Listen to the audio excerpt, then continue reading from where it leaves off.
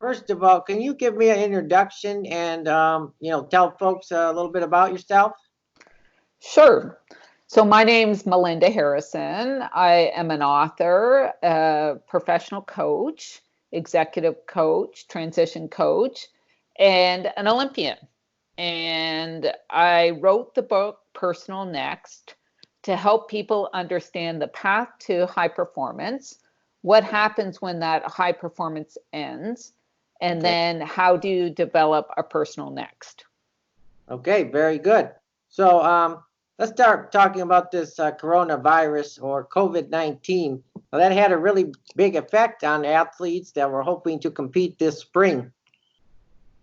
Absolutely. And one of the things I'm very clear about when I do an interview such as this is that it affects all athletes. It doesn't just affect the pros or the Olympians or the March Madness. It affects the high school athlete just as much. And so what happens when something is pulled away from you without your control? So it's not an injury that happened to you. It's not, you deciding that it's the end of your athletic career. It is something that is completely out of your control. Hmm. The individual is going to feel like the rug has been pulled out underneath them and have an immense amount of anxiety. What does this mean for me? And and that's all individuals right now, but specifically to the athlete, they're dealing with an immense amount of loss. Their loss of the structure that they have had for as long as they participated in organized sport, loss of daily recognition, loss of the physical endorphins that happen when they get to work out, loss of the teammates around them and how they, motivate each other. And then loss of some things that, such as comparison. When you make a sports team, you're compared to all the other people that are trying to make the sports team. Or if you become the quarterback, or you become the wide receiver, or or the center in hockey, or the forward in basketball, other people will not get that job. And so you're constantly being compared to other people. So it is really a loss of this comparison. And it's very challenging for these athletes. Now, especially for those who are seniors in either high school or college, they were looking to finish the year strong on top, and now they won't have that opportunity, correct? That's absolutely correct. I mean, I think, there are some cases where in college the latest that I've read is that they're trying to work out how those seniors might have a fifth year or another opportunity. But that's going to be few and far between. A lot of these individuals that are graduating from college, that's been their life, but they need to move on to making money and getting paid. We make the assumption that athletes are well reimbursed. A very, very small percentage of them actually can live off what they make, and certainly retire off what they make. It's so minuscule, yet all of these other athletes that have been pulled along on this system that I call athlete autopilot, they now have to get off the system and figure out what's next, and that's going to be challenging. Yes, and with all of the gyms and fitness centers closed in most of the states, what should these student athletes be doing right now? So my recommendation is to try and figure out what you can control. So think about your day from the time you wake up to the time you go to sleep. And I'll tell you a little story. 1980, I was training in Fort Lauderdale, Florida, at a school called Pinecrest, and the Olympic Games was canceled because of the war in Afghanistan and the things that Russia was doing. And so United States and Canada decided not to go. And so it was about April, and I let up. I honestly admit that I looked at my life and thought, I have done nothing but train for as many years as I've been involved in swimming. and it was going to be now time for me to have fun and meet some other people. That was a mistake. They still had an Olympic trials and they still named a team. I didn't make that team. 4 years later, having learned that lesson, I didn't give up and I made the 1984 team. Okay. So what I would say to our athletes out there that still want to compete, don't give up. Figure out what you can control. So you can control what time you get up in the morning. You can control how much time you're spending on social media. You can control what you're eating. You can control, doing dry land workouts or doing something outside in a backyard or on a cul-de-sac on a street. There are lots of things you can control.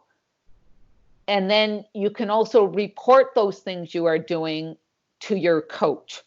So as you've been in this system and you've had somebody guide you through the pathways, and all of a sudden there's nobody guiding you. There's no reason why a coach can't continue to guide you.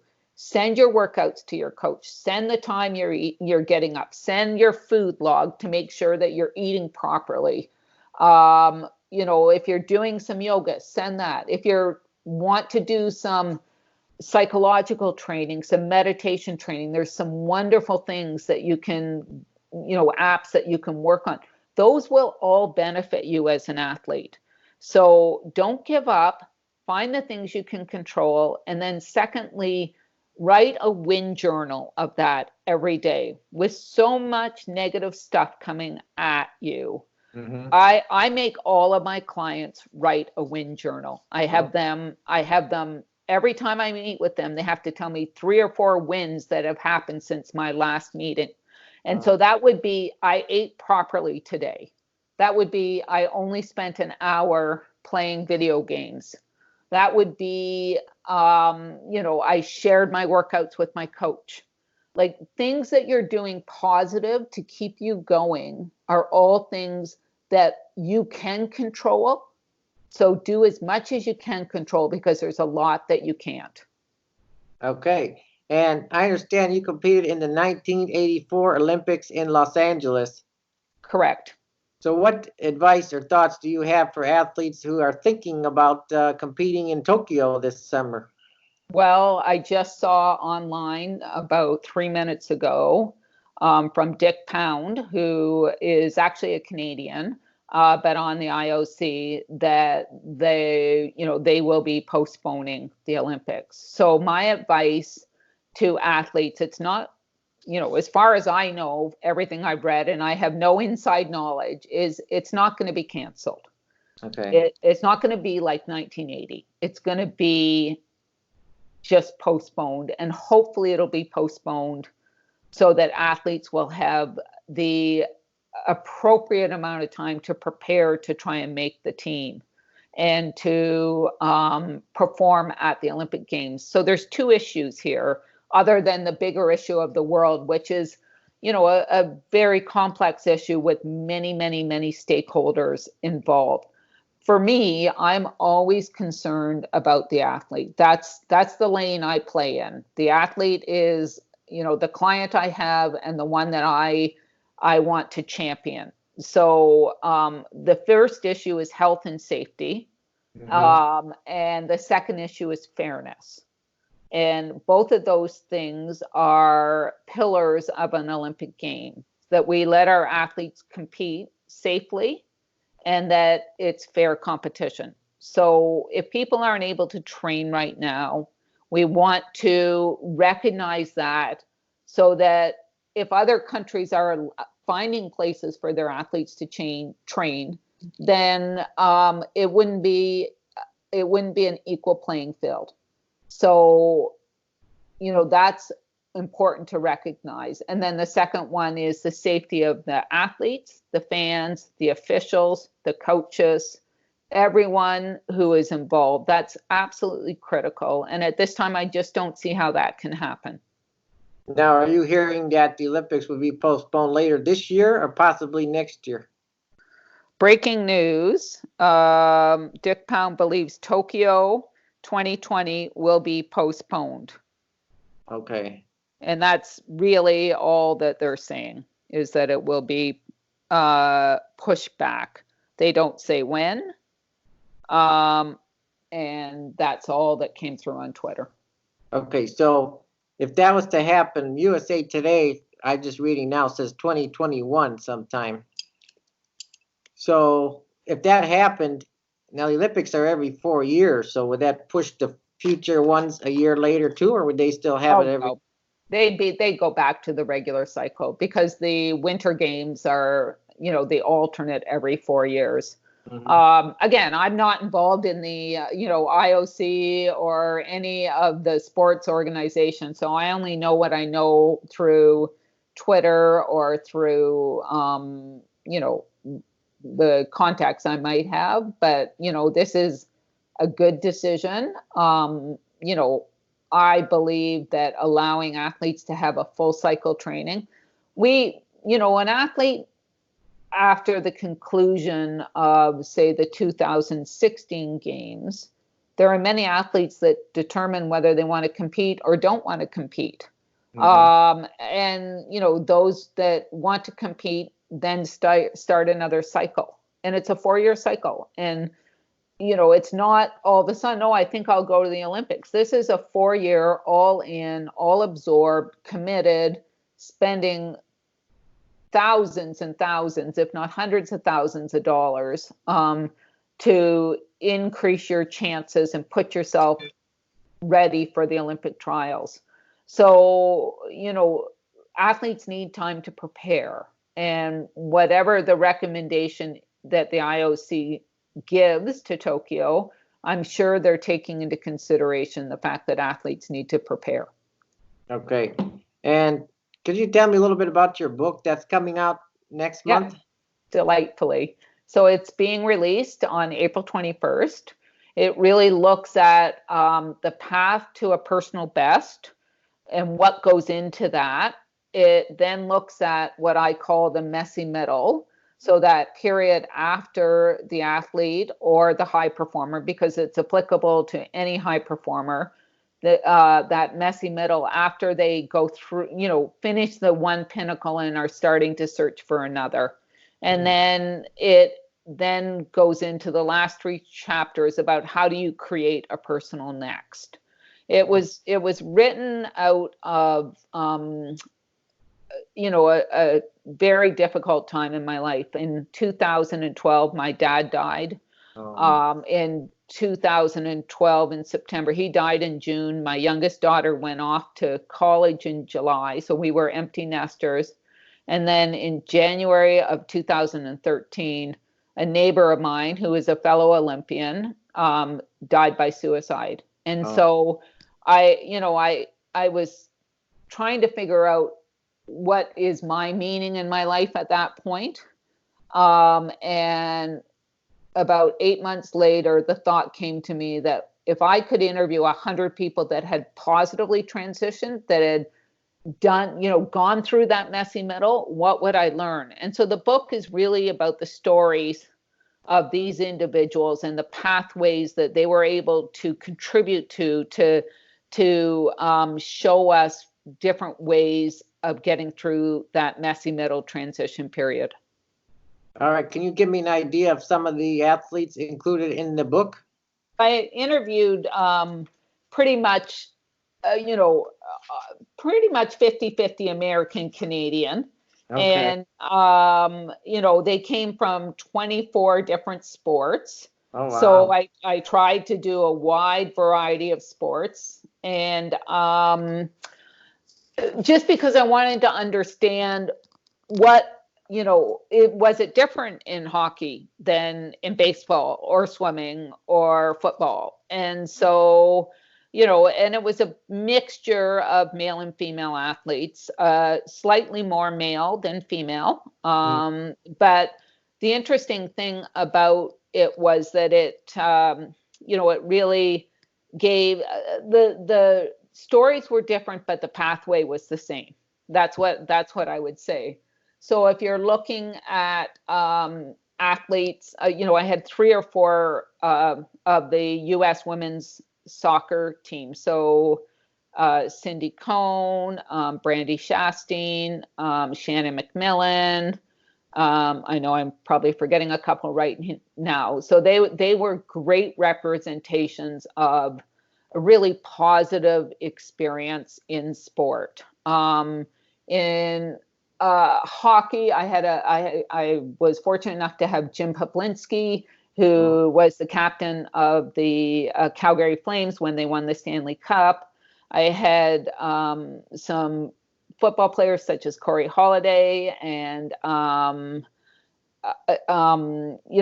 I had about 8 or 9 different football players involved. I had Rolf Bernerski, who won the Man of the Year trophy a few years back for his contribution to society. He was the NFL Man of the Year. So, a variety of individuals. In basketball, I had one of my old college, I lived in the same dorm as he did, Tim McCormick, but I also had, a couple of other pretty well known, Eric Montrose, as a example of elite basketball players. I had some unbelievable swimmers. I had Sue Walsh, who represents, does all the major fundraising gifts for University of North Carolina. And she was an amazing champion of this project.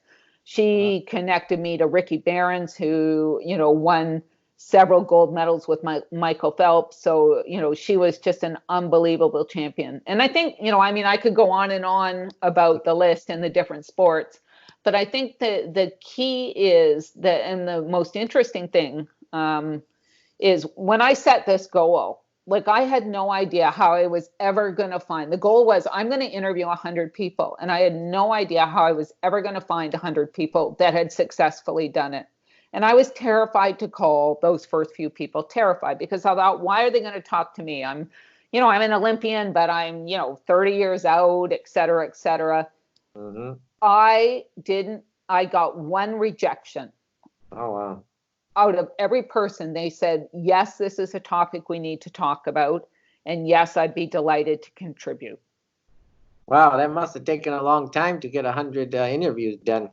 Well, it was. And they're, they're not just like quick little interviews. They're between, the shortest one was about 45 minutes and the longest was an hour and a half. And I taped each one and I transcribed each one. And I sent the transcripts back to the individual. So it was, done with the highest of integrity, that their words were absolutely honored by me because they shared so much and they were so willing to contribute. Wow, that's great. So will you be going on a book tour once this pandemic is over? Well, I'd love to go on a book tour. So, it just is a question of people need to buy the book. And then if they buy the book, then the book companies will promote your book tour. So what I would say to people that are thinking about buying the book, mm-hmm. it is built as a resource. This was a gift from, it was 8 years in the making. It's a gift from me to the high performance world, directed at athletes first, but applicable to anybody. And it's there to, as parents, to help you understand what the high performance world is. It's there for athletes that are struggling after their post-sport career. And it's there for coaches. I had a couple of coaches review it, and the coaches said, wow, I never considered what this was until I read your book. You've given me so many tools that I can help my athletes as they leave the sport. So, it's a resource out there as a gift from me to the world. Sounds very interesting. I've got to ask you now, LA is hosting the Olympics in 2024. And are you planning on heading out there to see it? I think it's 2028, isn't it? I think it's 2028. And I would love to be out there to see it. So it would be a really wonderful experience. We have a vacation home in California, not far from LA. And so 2028 is a little ways away, but that would be a goal of mine, a new goal of mine, to get out there and be involved somehow. And what are some of the things you'll be looking for? Because some of the stadiums are already up, like the new Bank of California Stadium. That's already built. Yeah. Well, I mean, lots of the venues that they used in 1984, I'm hoping they repurpose them for the use. Maybe the swimming pool, they have to add another. I'm not sure. It's, I mean, there's great facilities in LA. I think the idea is to be able to build on those facilities that they had in 1984. They certainly know what an Olympic Games is like. Peter Ueberhoff, who ran the Olympic Games in 1984, he really changed how we looked at the Olympics from, event to a mass media, mass marketing celebration of human performance. And it's, I think it's wonderful that it'll head back to LA. All right, very good. Any other final comments before we wrap up? No, if people have questions, I'm on Instagram. They can look at my website, melindaharrison.com. Happy to discuss this with anybody because, that's what I do right now. All right, very good. Thanks a Oh, lot. I know. I have one more thing. So Okay, those athletes, so, between my private coaching practice, I'm also launching in May a online transition program for those athletes that can't afford the cost of private coaching. Private coaching is expensive. And because I only have so many hours a day and I only take on 12 clients at a time. Oh. But this online program is going to be able to go through a private coaching platform and help the athletes. So that's kind of another way that I'm trying to give back to athletes and it's only for athletes, this program. So if they're interested in that, they can learn more on my website. Can you give us the website address? It's www.Melinda Harrison, MElindaHarrison.com. All right.